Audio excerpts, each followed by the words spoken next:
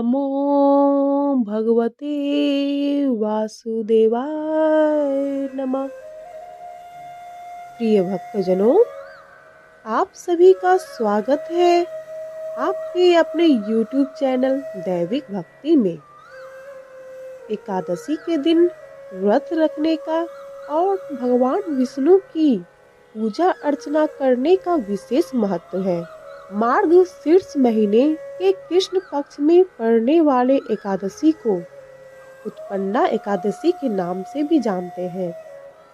इस एकादशी का महत्व संक्रांति जैसे शुभ दिनों पर दान करने या हिंदू तीर्थ स्थलों में पवित्र स्नान करने के समान ही है।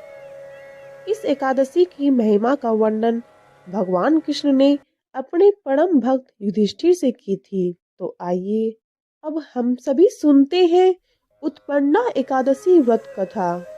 धर्मराज युधिष्ठिर कहने लगे कि हे भगवान, मैंने कार्तिक शुक्ल एकादशी का सविस्तार वर्णन सुना है। अब आप कृपा करके मुझे मार्गशीर्ष माह के कृष्ण पक्ष की एकादशी के विषय में भी बतलाइए।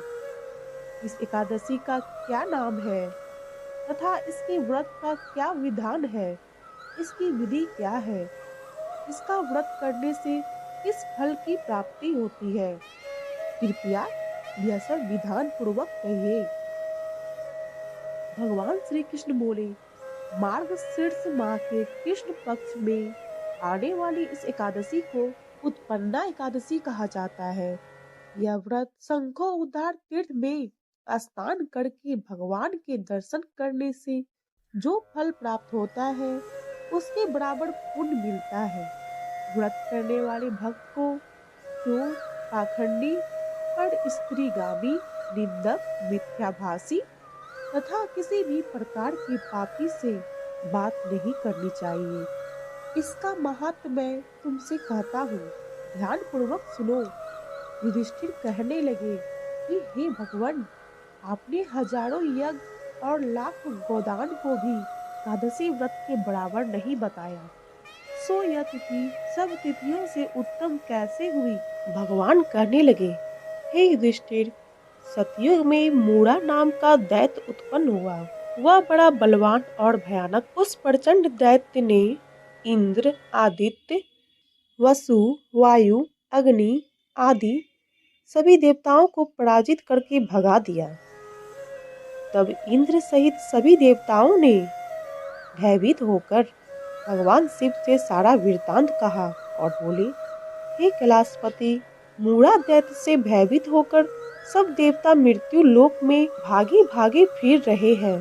तब भगवान शिव ने कहा, हे देवताओं, तीनों लोकों के स्वामी, भक्तों के दुखों का नाश करने वाले भगवान विष्णु की शरण में जाओ, वे ही तुम्हारे दुखों को दूर कर सकते हैं। शिव जी की ऐसे वचन सुनकर सभी देवता क्षीर सागर में पहुँचे। वहाँ भगवान को शयन करते देख हाथ जोड़कर उनकी स्तुति करने लगे कि हे देवताओं द्वारा स्तुति करने योग्य प्रभु, आपको बारंबार नमस्कार है। देवताओं की रक्षा करने वाले मधुसूदन, आपको नमस्कार है। आप हमारी रक्षा करें। दैत्यों से भयभीत होकर हम सब आपकी शरण में आए हैं। आप इस संसार के कर्ता, माता पिता, उत्पत्ति और पालनकर्ता और संहार करने वाले हैं। सबको शांति प्रदान करने वाले हैं।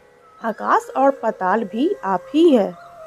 सबके पितामह ब्रह्मा, सूर्य, चंद्र, अग्नि, सामग्री, होम, आहुति, मंत्र, तंत्र, जप, यजमान, यज्ञ, क्रम, कर्ता, भोक्ता भी आप ही हैं। आप सर्वव्यापक हैं। आपके सिवा तीनों लोगों में जड़ तथा अचर कुछ भी नहीं है। हे भगवान, दैत्यों ने हमको जीतकर स्वर्ग से भ्रष्ट कर दिया है और हम सब देवता इधर उधर भागे भागे फिर रहे हैं। आप उन दैत्यों से हम सब की रक्षा करें। इंद्र के ऐसे वचन सुनकर भगवान विष्णु कहने लगे कि हे इंद्र, ऐसा मायावी दैत्य कौन है जिसने सब देवताओं को जीत लिया है? उसका नाम क्या है? उसमें कितना बल है और किसके आश्रय में है तथा उसका स्थान कहाँ है, यह सब मुझसे कहो। भगवान के ऐसे वचन सुनकर इंद्र बोले, भगवान, प्राचीन समय में एक नाड़ी जंग नामक राक्षस था। उसके महापराक्रमी और लोक विख्यात मूरा नाम का एक पुत्र हुआ। उसकी चंद्रावती नाम की नगरी है। उसी ने सब देवताओं को स्वर्ग से निकालकर वहां अपना अधिकार जमा लिया है। उसने इंद्र, अग्नि, वरुण, यम, वायु, ईश, चंद्रमा, नैसृत आदि सबके स्थान पर अधिकार कर लिया है। सूर्य बनकर स्वयं ही प्रकाश करता है, स्वयं ही मेघ बन बैठा है और सबसे अजय है। हे असुर निकंदन, उस दुष्ट को मारकर देवताओं को अजय बनाइए। यह वचन सुनकर भगवान ने कहा, हे देवताओं, मैं शीघ्र ही उसका संहार करूंगा। तुम चंद्रावती नगरी जाओ। इस प्रकार कहकर भगवान सहित सभी देवताओं ने चंद्रावती नगरी की ओर प्रस्थान किया। उस समय जब दैत्य मूढ़ा सेना सहित युद्ध भूमि में गरज रहा था, उसकी भयानक गर्जना सुनकर सभी देवता भय के मारे चारों दिशाओं में भागने लगे। जब स्वयं भगवान रणभूमि में आए तो दैत्य उन पर भी अस्त्र शस्त्र आयुध लेकर दौड़े। भगवान ने उन्हें सर्प के समान अपने बाणों से बींध डाला। बहुत से दैत्य मारे गए, केवल मूढ़ा बचा रहा। वह अविचल भाव से भगवान के साथ युद्ध करता रहा। भगवान जो भी तीक्ष्ण बाण चलाते, वह उसके लिए पुष्प सिद्ध होता। उसका शरीर छिन्न भिन्न हो गया, किंतु वह लगातार युद्ध करता रहा। दोनों के बीच मल्ल युद्ध भी हुआ। 10,000 वर्ष तक उनका युद्ध चलता रहा, किंतु मूढ़ा नहीं हारा। थककर भगवान बद्रिका आश्रम चले गए।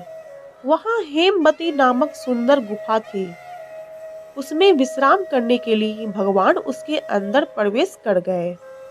यह गुफा 12 योजन लंबी थी और उसका एक ही द्वार था।